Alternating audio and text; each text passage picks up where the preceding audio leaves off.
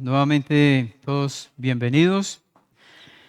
Quiero que en este espacio que tenemos pensemos en el Señor Jesucristo.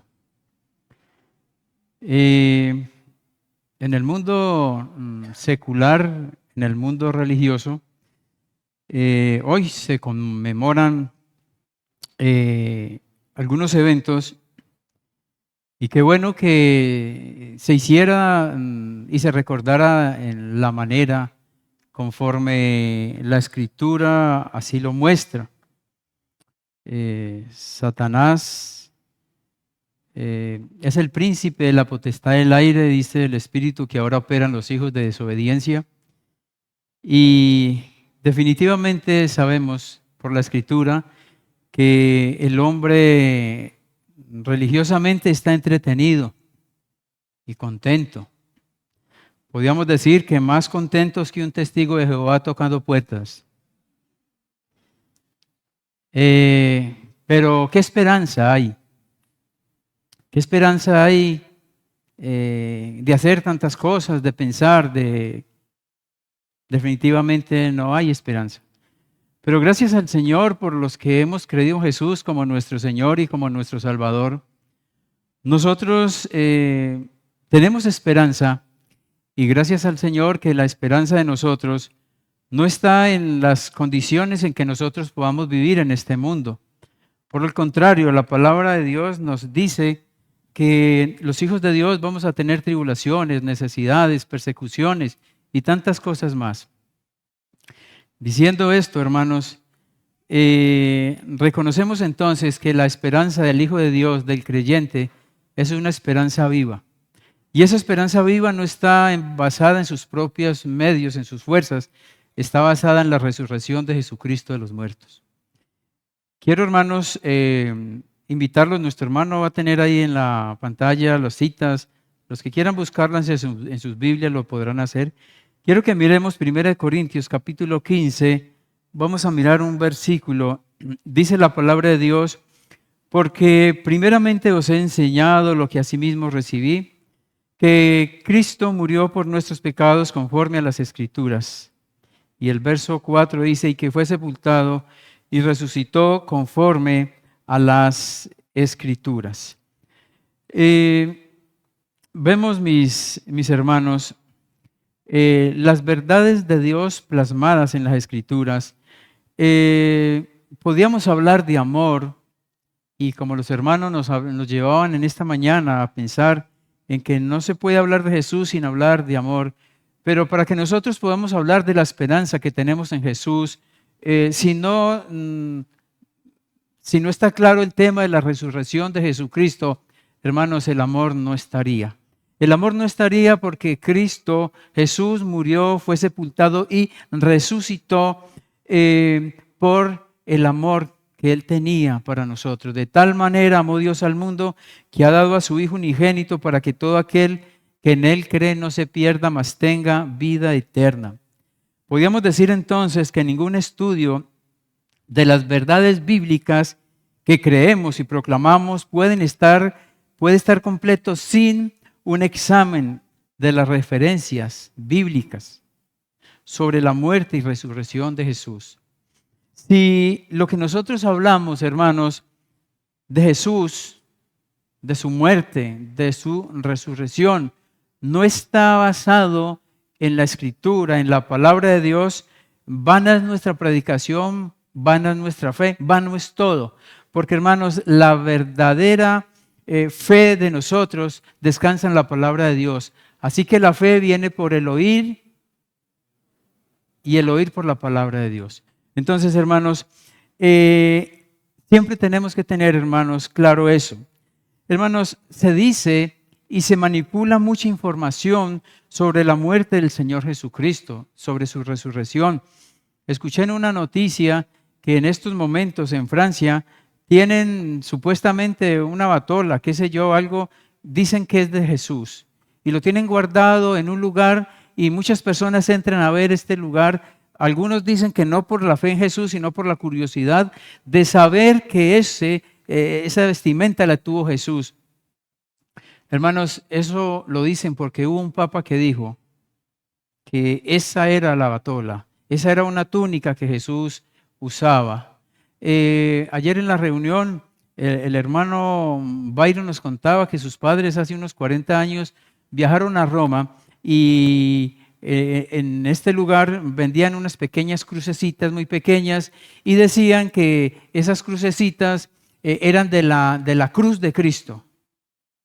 Hermanos, qué mentira tan grande, qué mentira tan enorme, porque hermanos, si eso fuera verdad, ¿de qué tamaño era la cruz en que Jesús murió? Hermanos, la cruz en que Jesús murió, hermanos, no significa en lo grande o en lo pequeña que era.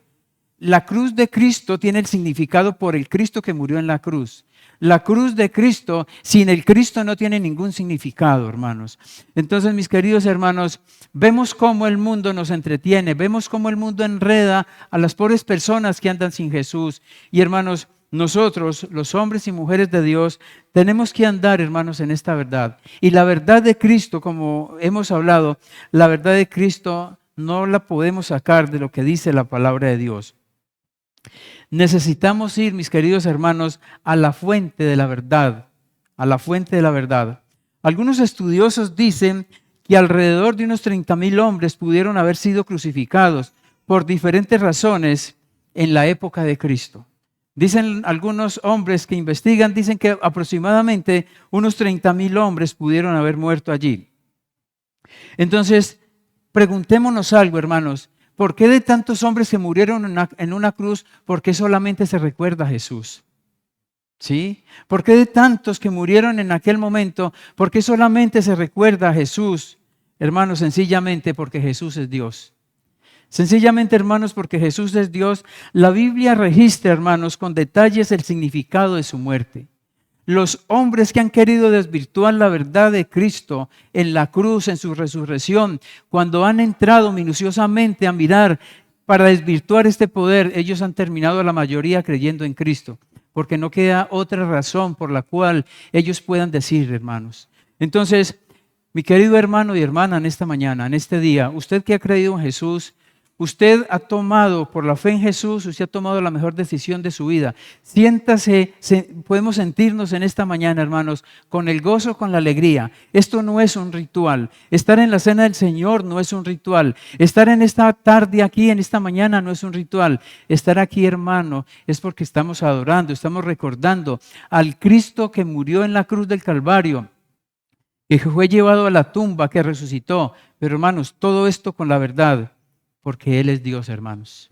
Y no hay otro como Él. Ahora, la Biblia registra con detalles el significado de su muerte. Desde el principio de las Escrituras vemos la esperanza que el hombre tiene en esta verdad. Dice ahí en Génesis 3:15, dice la palabra de Dios, y pondré enemistad entre ti y la mujer, y entre tu simiente y la simiente suya.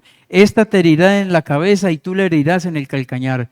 Hermanos, vemos el primer registro en Génesis cuando se profetiza que Cristo iba a vencer a Satanás en la cruz del Calvario. Sabemos, hermanos, que el primer Adán, Satanás le venció, pero el segundo Adán, que es Cristo, no, hermanos. Jesús fue llevado al desierto. Jesús fue tentado por Satanás después de 40 días y 40 noches de ayuno. Pero, hermanos, Jesús le respondió conforme a las Escrituras, teniendo en cuenta que Satanás también hablaba conforme a las Escrituras. Pero, hermanos, Satanás no pudo vencer a Jesús, porque Jesús es Dios, volvemos a decirlo. Y esta es la primera referencia que encontramos en cuanto a una profecía, llevándonos a lo que iba a pasar con Jesús. Ahora, si nosotros seguimos mirando, hermanos, más adelante en Éxodo capítulo 12 y en muchos otros pasajes de la Escritura, encontramos, hermanos, cómo los animales tenían que derramar la sangre para el perdón de los pecados, pero no podían de forma permanente. No era posible. Solo la sangre de Cristo quita el pecado para siempre. Es lo que dice en Hebreos capítulo 10, verso 4. Porque la sangre de los toros y de los machos cabríos no pueden quitar el pecado. Entonces, mis queridos hermanos, aunque en la antigüedad Dios utilizó muchos animales para la redención, hermanos, Cristo, dice Juan, he aquí el Cordero de Dios que quita el pecado del mundo. También los profetas del Antiguo Testamento anunciaron, hermanos, la muerte de Jesús.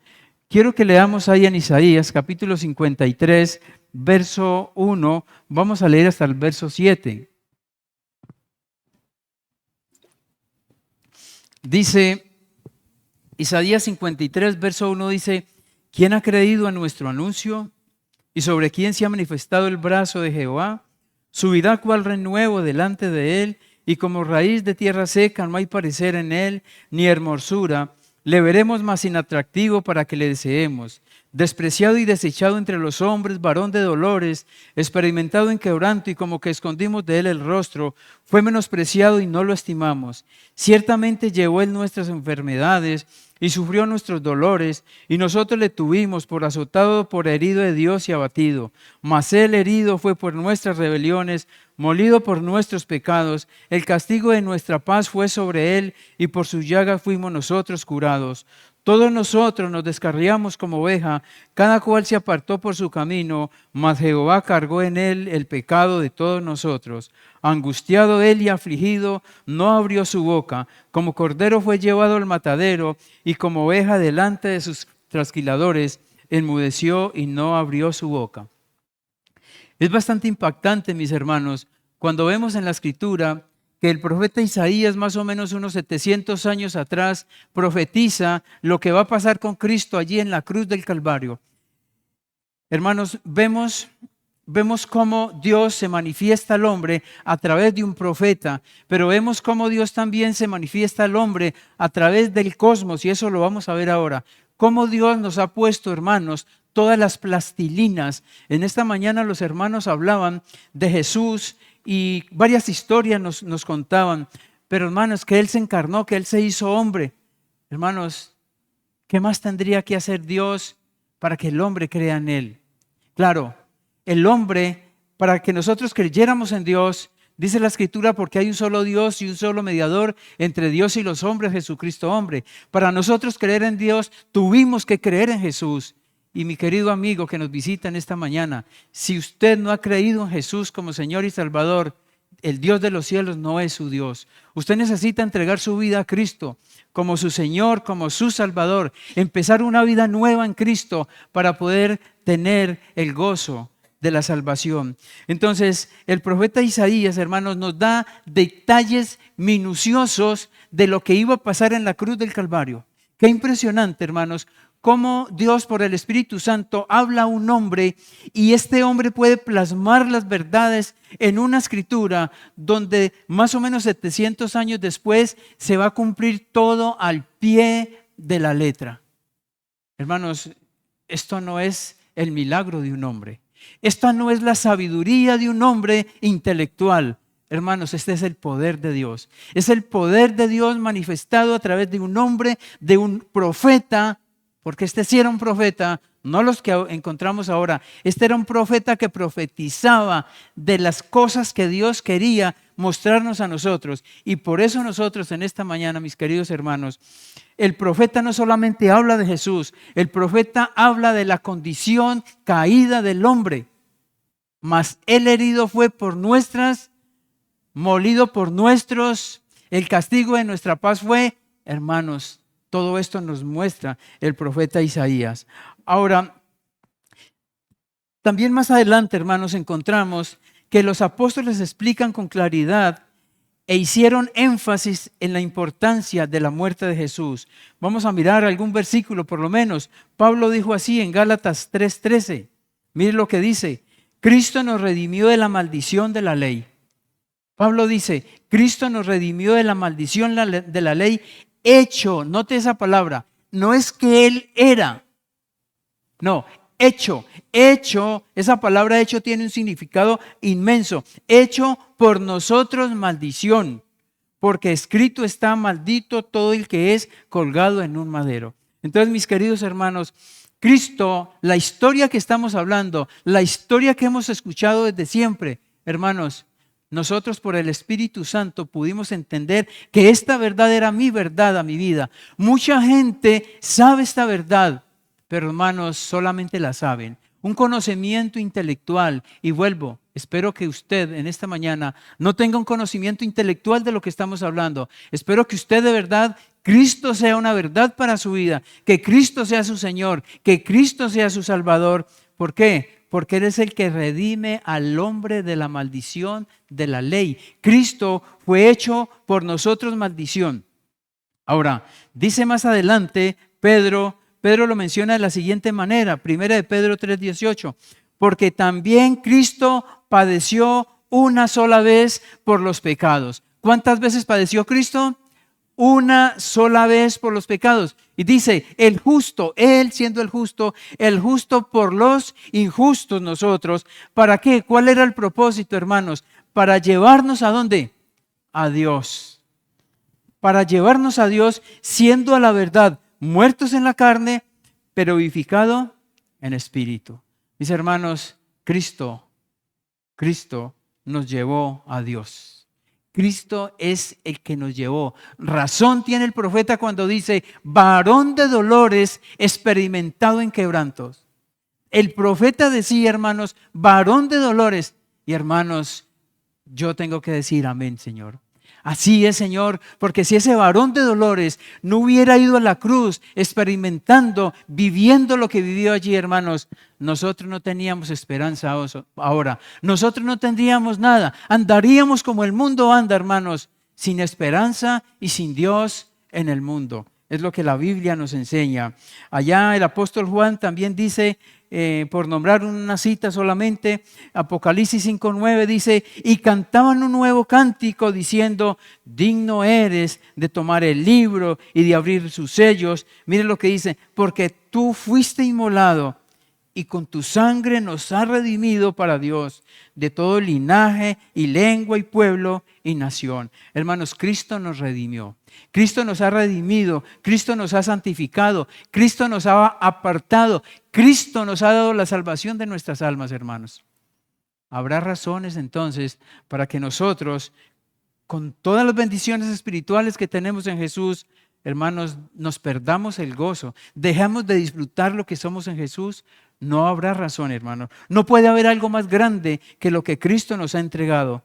Ahora, mis hermanos, los 4 evangelios contienen la historia precisa de la muerte de Cristo en la cruz. Pero hermanos, quiero que miremos lo que dice ahí en Mateo, capítulo 45.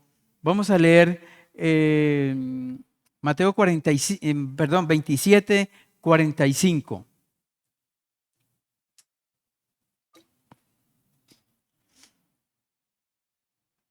Dice entonces, y desde la hora sexta hubo tinieblas sobre la tierra, hasta la hora novena. Cerca de la hora novena Jesús clamó a gran voz diciendo, Elí, Elí, lama sabactani. Esto es, Dios mío, ¿por qué me has desamparado? Algunos de los que estaban allí decían al oírlo, a Elías llama a este. Y al instante, corriendo uno de ellos, tomó una esponja y la empapó de vinagre y poniéndola en una caña le dio a beber. Pero los otros decían, deja, veamos si viene Elías a librarle. Mas Jesús, habiendo otra vez clamado a gran voz, entregó el Espíritu. Y aquí el velo del templo se rasgó en dos de arriba abajo, y la tierra tembló, y las rocas se partieron, y se abrieron los sepulcros, y muchos cuerpos de los santos que habían dormido se levantaron.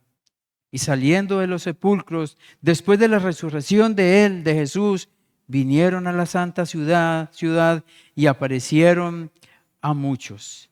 Hermanos, dice el versículo 45, la oscuridad sobrenatural. Dice, y desde la hora sexta hubo tinieblas. Hermanos, ¿qué dice? Ayúdenme. Hermanos, estamos leyendo, dice, hubo tinieblas sobre la tierra hasta la hora novena. Hermanos, 3 horas donde el cosmos, 3 horas donde el mundo se oscureció. Hermanos, ¿Qué está pasando en este momento, hermanos? Cristo está cargando el pecado de la humanidad. Noten ustedes, hermanos, que la misma naturaleza, el mundo en que nosotros vivimos, hermanos, se compugió. Hubo tristeza, el mundo entero estaba no solamente hablando de la humanidad, hermanos, lo creado por Dios en armonía se puso de acuerdo, hermanos, porque Cristo estaba padeciendo. Ahora, hermanos, veamos lo que dice el versículo 46. Hermanos, en la historia de la Escritura es la primera vez que vemos la separación de Cristo con su Padre. Dice, cerca la hora novena, Jesús clamó a gran voz diciendo, Elí, Elí, lama sabactani. Esto es, Dios mío, ¿por qué me has desamparado? Hermanos, impresionante, hermanos. Es impresionante cómo Cristo cargó el pecado. El santo, el perfecto, carga el pecado de una humanidad perdida. Y la deidad de Dios hace esto. Hace esto porque no se quedó así. Hace esto, hermanos, la deidad de Dios. Pero también, hermanos, dice ahí en el verso 50, mas Jesús, habiendo otra vez clamado a gran voz, entregó el Espíritu. Hermanos, podemos ver una muerte voluntaria. Hermanos, Jesús fue a la cruz. Jesús fue desfigurado, fue molido. Pero hermanos, esto era necesario que pasara. No pensemos que Jesús, pobrecito, le llevaron a la cruz y pobrecito murió ya muerto del miedo así. Como cuando nos cogen a nosotros con una pistola y estamos, hermanos, que sentimos algo calientico por las piernas. Hermanos, eso no pasó con Jesús, hermanos. Jesús, hermanos, Jesús allá entregó. Y dice ahí el versículo 50, hermanos, entregó el Espíritu. Hermanos, si hubiera sido por María, María lo baja de la cruz. Porque qué madre quisiera ver a su hijo allá en la cruz. Pero hermanos, ni María misma pudo. Ni aún los hombres que quisieron guardar, esconder el cuerpo de Jesús pudieron hacerlo. Porque aún con sobornos y todo, hermanos, Cristo se apareció. Mostró, hermanos, pruebas de que Él sí había resucitado. Hermanos, verso 51 dice, he aquí el velo del templo se rasgó en dos de arriba abajo, y la tierra tembló y las rocas se partieron. Hermanos, qué interesante, hermanos. Dicen algunos hombres que el velo del templo podía medir más o menos unos 10 centímetros de ancho. El velo del templo era lo que dividía el lugar santo y el lugar santísimo. El lugar santísimo era donde entraban los sumos sacerdotes para ofrecer el sacrificio por el pecado de él y del pueblo.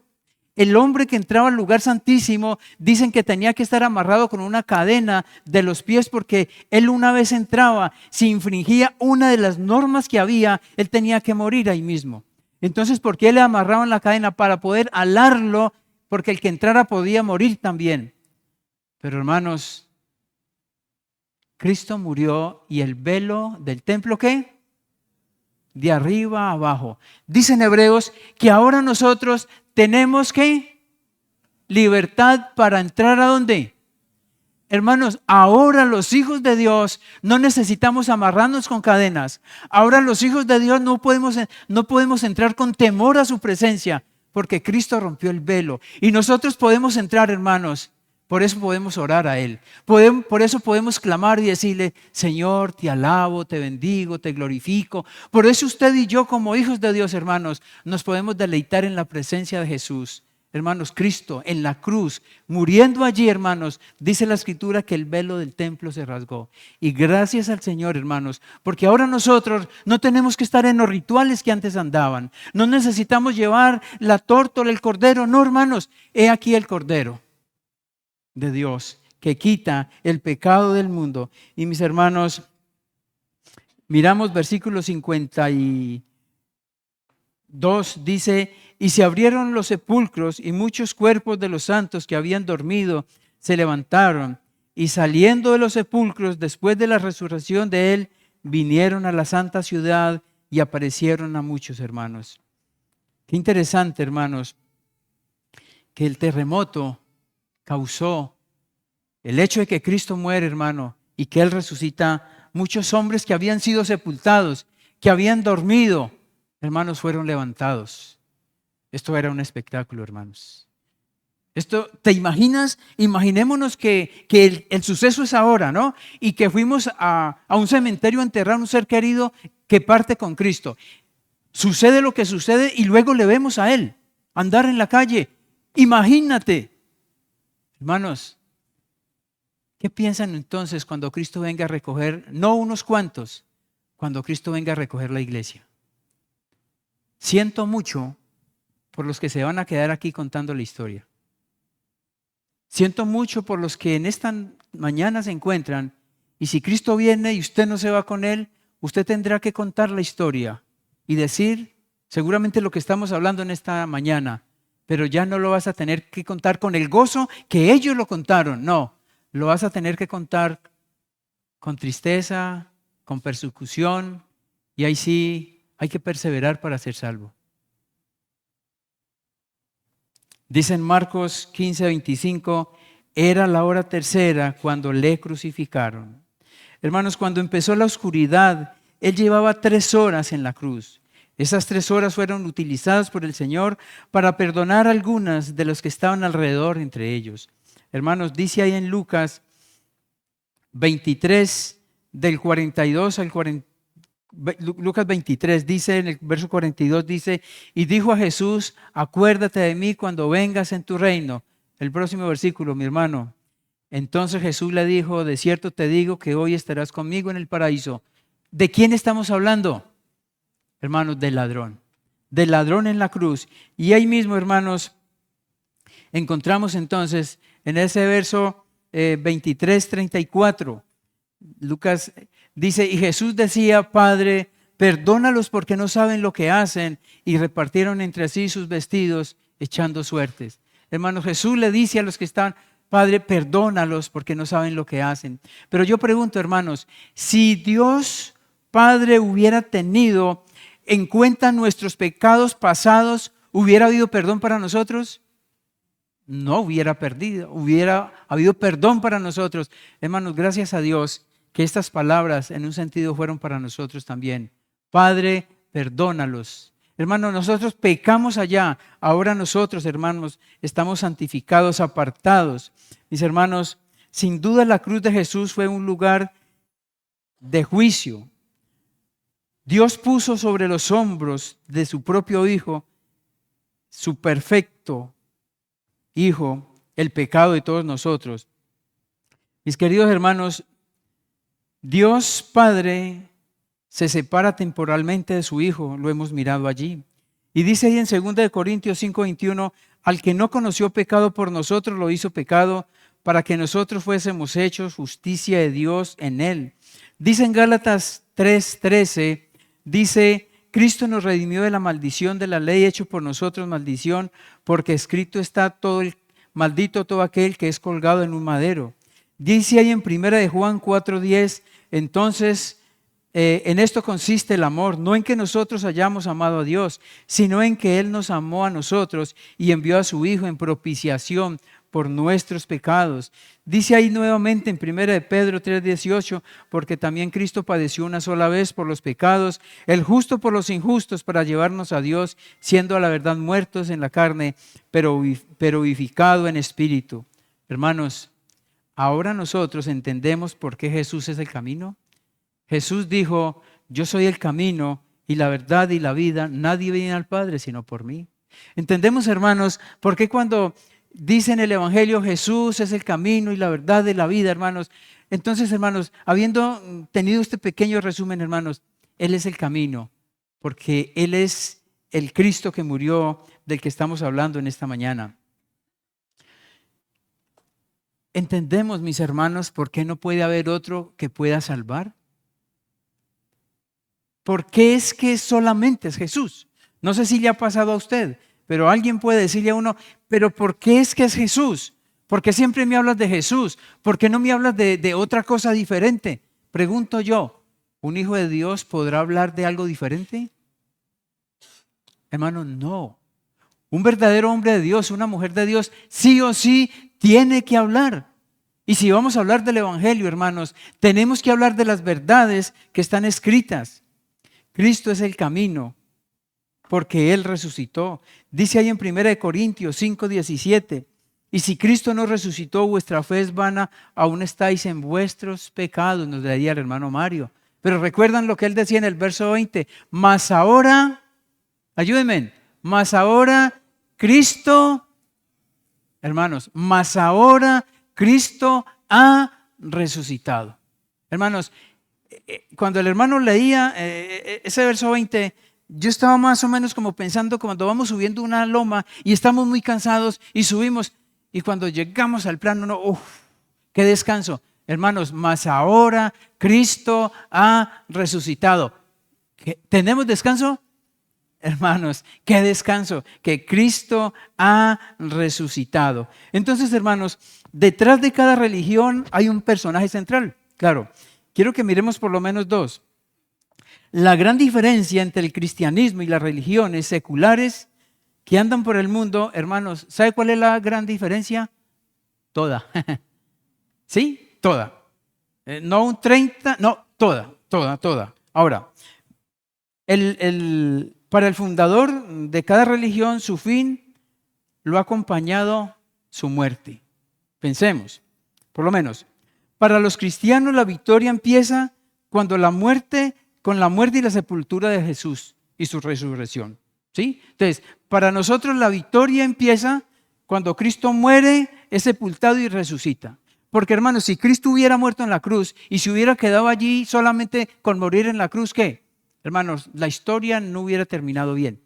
O llevado a la tumba y Él queda ahí, no hubiera terminado bien. Pero mis queridos hermanos, Cristo sí resucitó. Ahora, un seguidor de Buda se escribió una vez, cuando Buda murió fue de manera tan absoluta que no queda nada. Dice Mahoma, el fundador del Islam, murió aproximadamente 630 años después de Cristo y fue sepultado. Desde entonces, decenas de miles de musulmanes visitan su tumba. No para celebrar la resurrección, sino para lamentar la muerte. En cambio, nosotros celebramos la victoria de Jesucristo sobre su muerte cada domingo, hoy, domingo, sabiendo que Él mismo que murió y resucitó, regresará por nosotros, hermanos. Qué bendición, ¿no? Dice ahí, hermanos, en 1 Corintios 11, 23 al 26, dice, porque yo recibí del Señor lo que también os he enseñado, que el Señor Jesús la noche que fue entregado, tomó pan. Eso lo hablaban los hermanos esta mañana. Y habiendo dado gracia, lo partió y dijo, tomad, comed, esto es mi cuerpo, que por vosotros es partido, haced esto en memoria de mí. Está hablando de algo simbólico. Dice, asimismo también tomó la copa después de haber cenado diciendo, esta copa es el nuevo pacto en mi sangre, haced esto todas las veces que la bebieres en memoria de mí. Y dice el 26, así pues, todas las veces que comieres este pan y bebieres esta copa, ¿de qué está hablando? De la cena del Señor, ¿sí? Está hablando de la cena del Señor. Entonces, cada vez que comemos el pan, que bebemos la copa, mire lo que dice, la muerte del Señor anunciáis. Entonces, hermanos, esa muerte que estamos anunciando no es como cuando vamos a un velorio y estamos tristes por lo que ha pasado. No, hermanos, esa muerte es la victoria para nosotros. ¿Cómo explicamos nosotros, hermanos, que Él con su muerte nos dio vida a nosotros? O sea, ¿cómo explica el pueblo de Dios que con la muerte alguien le da vida a otro? Hermanos, Cristo murió ocupando nuestro lugar. La muerte del Señor anunciáis. Pregunto, entonces, ¿quiénes somos los que anunciamos? Hermanos, anunciamos los que hemos sido redimidos, los que hemos sido santificados, los que hemos sido apartados, los que tenemos paz, los que esperamos hasta que Él venga. ¿Cuándo viene Él? Yo no sé, pero hermanos, yo sé que mi Señor viene. Y hermanos, si Él no viene y partimos antes. Hermanos, ¿sabe qué dice en el Salmo? Yo creo que ustedes ya saben qué voy a decir yo. Él nos guiará aún más allá de la muerte. Entonces, hermanos, si la muerte de Cristo es una victoria, hermanos, déjenme decirles, hermanos, no me malentiendan, pero hermanos, la muerte de un hijo de Dios no es una pérdida. La muerte de un hijo de Dios es pasar a un mejor estado, es pasar a un mejor lugar, es pasar a estar eternamente con el Señor. Hermanos, ¿de quién temeremos? ¿Sí? ¿De quién temeremos? Hermanos, ¿será que las circunstancias, las dificultades que vivimos pesan más que lo que Cristo hizo en la cruz? No puede ser, mis hermanos, no puede ser. Entonces, hermanos, la resurrección es el eje sobre el cual gira la verdad de nuestra fe. ¿Estamos? La resurrección es el eje por el cual gira la verdad de nuestra fe. Y sin ella seríamos iguales a muchos más que andan por el mundo sin esperanza. Si no hubiera esta verdad, hermanos, andaríamos iguales a tantos más. Dice Pedro en 1 de Pedro 1:3, bendito el Dios y Padre de nuestro Señor Jesucristo, que según su grande misericordia, note lo que dice, nos hizo renacer para una ¿qué? Hermano, ¿usted tiene esa esperanza viva? Amigo, ¿usted tiene esa esperanza viva? Es una esperanza viva y dice ¿por qué? Por la resurrección de Jesucristo de los muertos. No podrá haber otra forma. Usted podrá ser el dueño de Tuluá. Usted podrá tener la sabiduría, el conocimiento, lo que sea. Y si su esperanza está puesta en eso, déjeme decirle que es muy corta su esperanza. Pero si usted anda con los zapatos medio rotos y su esperanza está en Jesús, lo tiene todo. De verdad que sí. Entonces, la convicción de la resurrección era tan cierta que transformó a discípulos temerosos, afligidos, en evangelistas, mártires, valientes que llevaron el mensaje del evangelio. Hermanos, entendieron que como Cristo había resucitado, ellos resucitarían a vida eterna. Dice ahí en 1 Corintios 15:32, Pablo dice, si como hombre batallé en Éfeso contra fieras, ¿qué me aprovecha si los muertos no resucitan? Dice él, entonces comamos y bebamos porque mañana moriremos. O sea, si estamos aquí reunidos, si venimos el domingo con la Biblia, si estamos sentados en la cena, etcétera, etcétera.